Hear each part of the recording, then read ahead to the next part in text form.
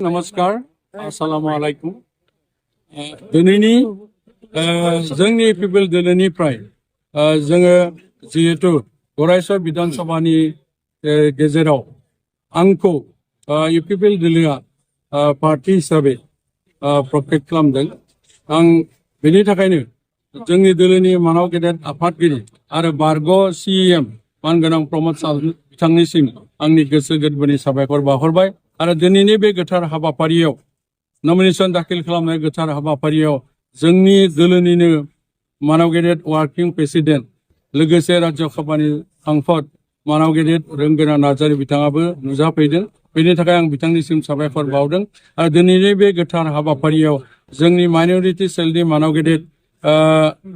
आफादगिरि मानगोनां नजरुल इस्लाम बिथाङाबो नुजाफैदों आरो बे हाबाफारियावनो जोंनि CWC नेता मानाव गेदेर मुजिब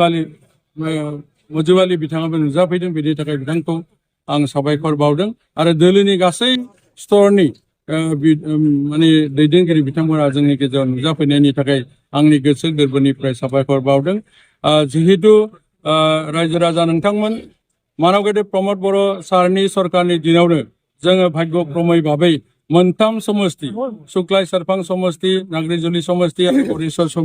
हरिफद समष्टि बे मोनथामजों दाजाबनानै गोदानै विधान सभा समष्टि मोननायनि थाखाय आंनि गोसो गोरबोनिफ्राय मानाव गेदेर प्रमद सार बिथांनिसिम आरो माने पिपल सरकारनि दिननि थाखाय आंनि गोसो गोरबोनिफ्राय साबायखर बावदों दायो जिहेतु जोङो